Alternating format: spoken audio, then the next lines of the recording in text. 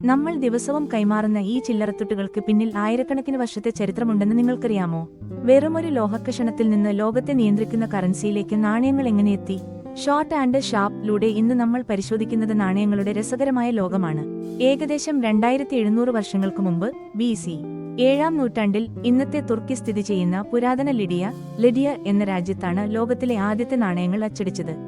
ഇത് വെറും സ്വർണമോ വെള്ളിയോ ആയിരുന്നില്ല. സ്വർണത്തിന്റെയും വെള്ളിയുടെയും പ്രകൃതിദത്ത മിശ്രിതമായ ഇലക്ട്രം എന്ന ലോഹം ഉപയോഗിച്ചാണ് ഈ നാണയങ്ങൾ നിർമ്മിച്ചത്. ലിഡിയൻ നാണയങ്ങളുടെ ഒരു വശത്ത് ഒരു സിംഹത്തിന്റെ തലയുടെ ചിത്രം പതിപ്പിച്ചിരുന്നു. ഇത് ആ രാജ്യത്തിന്റെ ഔദ്യോഗിക മുദ്രയായിരുന്നു. ഇതിനു മുമ്പ് സാധനങ്ങൾക്ക് പകരമായി സാധനങ്ങൾ കൈമാറുന്ന രീതിയായിരുന്നു ബാർട്ടർ സിസ്റ്റം ഉണ്ടായിരുന്നത്. എന്നാൽ നാണയങ്ങളുടെ വരവോടെ കച്ചവടം കൂടുതൽ എളുപ്പമായി. ഇന്ന് നമ്മൾ പ്ലാസ്റ്റിക് കാർഡുകളും ഡിജിറ്റൽ പേയ്മെന്റും ഉപയോഗിക്കുന്നുണ്ടെങ്കിലും ലോകത്തിന്റെ സാമ്പത്തിക ചരിത്രം തുടങ്ങിയത് ലിഡിയയിലെ ആ ഒരു ചെറിയ ലോഹക്കഷണത്തിൽ നിന്നാണ്. ഇന്ത്യയിൽ ആദ്യമായി വ്യാപകമായി സ്വർണ്ണ നാണയങ്ങൾ പുറത്തിറക്കിയത് കുഷാണ രാജാക്കന്മാരാണ്. ഏകദേശം 1-ാം നൂറ്റാണ്ടിൽ ഗുപ്ത രാജാക്കന്മാരുടെ കാലത്താണ് ഏറ്റവും മനോഹരമായ സ്വർണ്ണ നാണയങ്ങൾ ഇറങ്ങിയത്. ഇവ ദിനാരങ്ങൾ എന്നാണ് അറിയപ്പെട്ടിരുന്നത്. സമുദ്രഗുപ്തൻ വീണ വായിക്കുന്ന രൂപമുള്ള നാണയങ്ങൾ അക്കാലത്തെ കലയോടുള്ള താൽപര്യം കാണിക്കുന്നു. രൂപ എന്ന വാക്ക് ഉണ്ടായത് രൂപ്യാക്കം എന്ന സംസ്കൃത വാക്കിൽ നിന്നാണ്.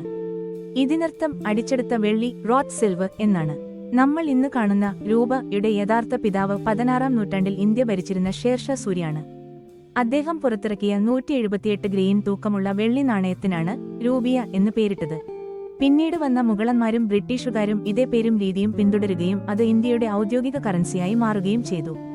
എന്തുകൊണ്ടാണ് ചില നാണയങ്ങൾ അപൂർവമാകുന്നത്? എല്ലാ പഴയ നാണയങ്ങൾക്കും വലിയ വില കിട്ടില്ല.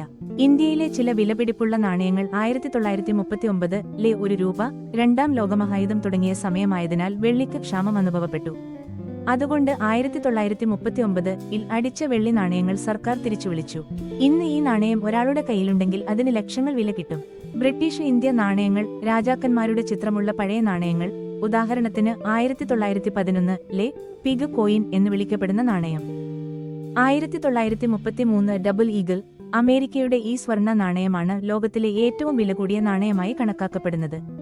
ഇത് ലേലത്തിൽ പോയത് ഏകദേശം $18.9 മില്യൺ, ഏകദേശം 150 കോടിയിലധികം രൂപ.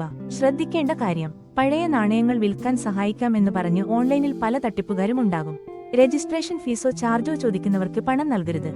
അടുത്ത തവണ ഒരു നാണയം കയ്യിൽ കിട്ടുമ്പോൾ അതിന്റെ വർഷവും ചിഹ്നവും ഒന്ന് ശ്രദ്ധിച്ചു നോക്കൂ. ഒരുപക്ഷേ നിങ്ങളുടെ കയ്യിലിരിക്കുന്നത് ഒരു നിധിയാകാം. ഈ വീഡിയോ ഇഷ്ടപ്പെട്ടാൽ സബ്സ്ക്രൈബ് ചെയ്യാൻ മറക്കണ്ട. അടുത്ത ഷാർപ്പ് വീഡിയോയുമായി വീണ്ടും കാണാം.